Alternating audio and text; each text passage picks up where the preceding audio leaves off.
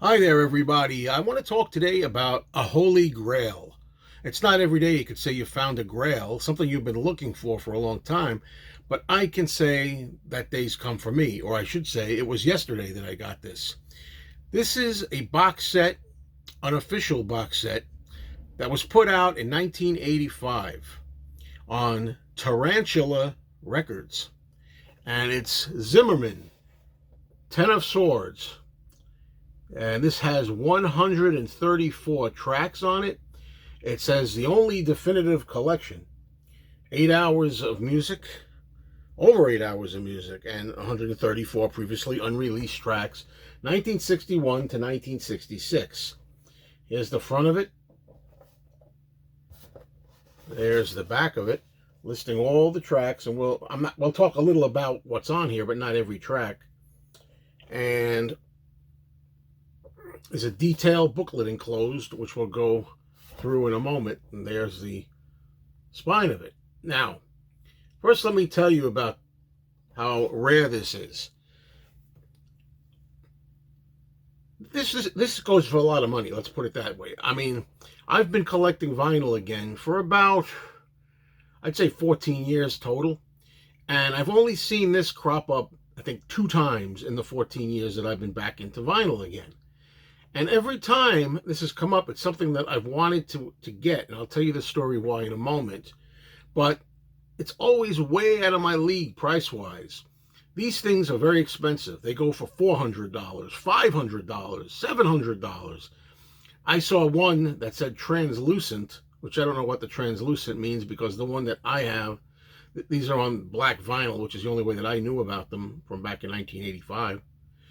But anyway, a translucent vinyl one went for auction at almost $1,900. So this is really rare. Now, the reason that I picked this up yesterday was because I found it at my record store, and it was a lot cheaper than $400, $500. And that's probably because the box isn't in the best shape. Now, it's intact.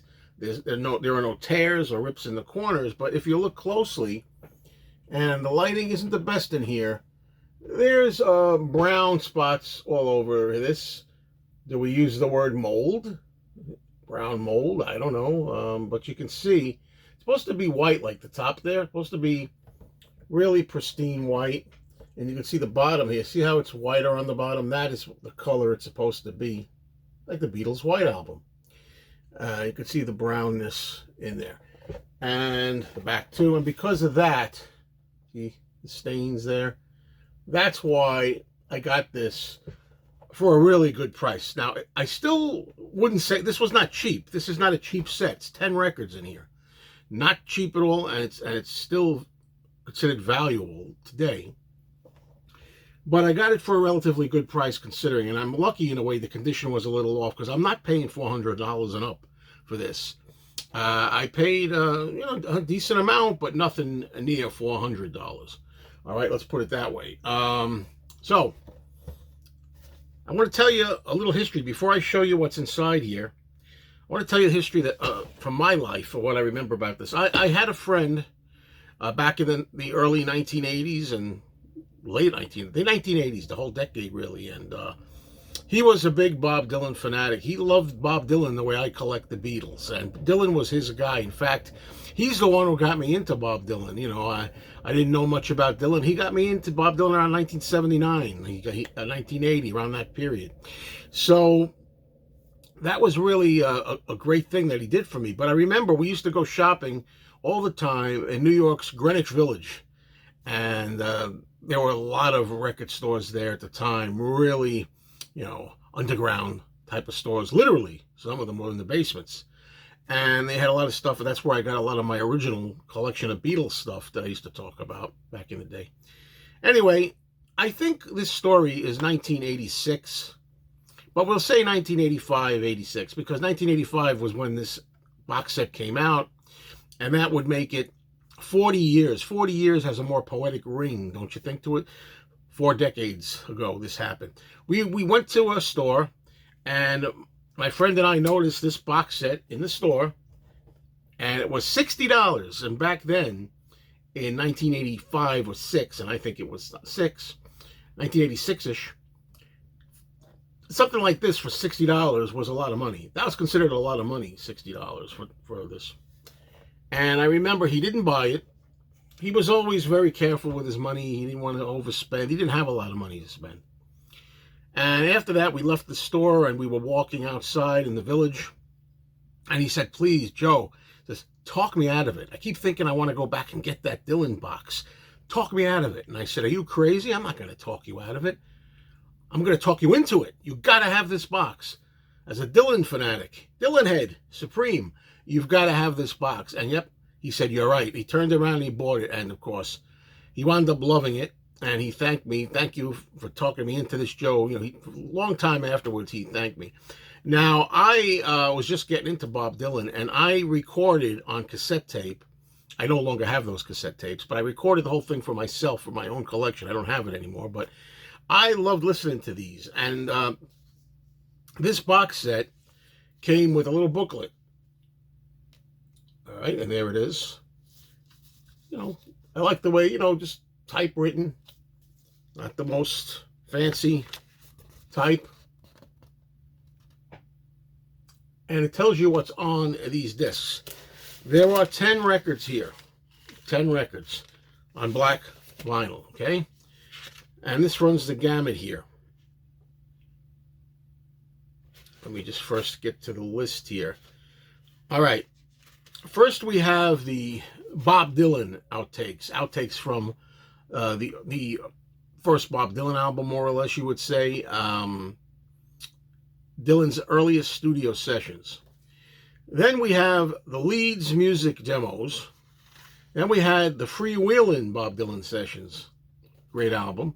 Then we had the Whitmark demos. And I'll get to something about these after I'm done talking about them. Then we have the Gaslight tape from the Gaslight Cafe. Then we have New York Town Hall and Carnegie Hall concert. Then we have the Times They Are A-Changin' outtakes. Then we have another side of Bob Dylan outtakes. Then we have Bringing It All Back Home outtakes. Highway 61 Revisited outtakes. Then we have Session with the Band. And finally, the Royal Albert Hall 1966, which brings me to recent times, more modern times, where Bob Dylan has put out a lot of this material, and I know, and I have a few box sets, on a series, a legitimate, official, sanctioned Columbia series, which is called the Bootleg series. And I have some of these. Now, I don't know, and some of you can tell me, I know a lot of real Dylan professionals out there, experts, will tell me if everything on this collection is A, all released legitimately now, and B, if they are released legitimately, are they intact? Do you get more? Sometimes that happens on these copies, more on here than you'll get if you get the official copy. Sometimes they're longer, they're more raw. Anyway, that's what I want to know. But anyhow, I'm going to just show you some of the labels. They're all the same. Tarantula, see? But they come in a series of different colors. Not all the labels will be right side up. I got another orange one. It's blue. Very nice set on here. Sound quality, wonderful as I recall from back in the day. The condition of these records, I should mention, look beautiful to the eye. They look really nice. They look almost unplayed or well cared for. Every now and then there's a little brown spot that looks like dirt, or maybe, dare I say the word, mold. But I think it'll play fine. You know, the needle will go right through and play. And this is the last record here. All different color labels. You know, I do like Bob Dylan. I'm a Bob Dylan fan. I am not a Bob Dylan completist or fanatic, but I have most of his albums, etc. But, you know, I've said that many times when I talk about Zimmy. Yeah, and I know that's what I call him. You can call me Zimmy.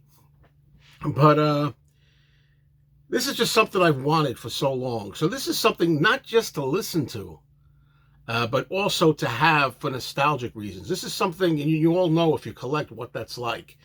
You want something like this because you like the music, you like the performance, etc., the artist, but you also sometimes have a warm spot, something that reminds you of a special time in your life, something you always want to treasure. And this box set, Zimmerman Ten of Swords, was one I wanted to reacquire to remind me of my friend, and also to remind me of this wonderful period in my youth. And all around, I'm so glad to have this. And I thank you for watching, and I appreciate if anybody who knows more about this will give me all the comments and information they know. Okay? Thanks, everyone.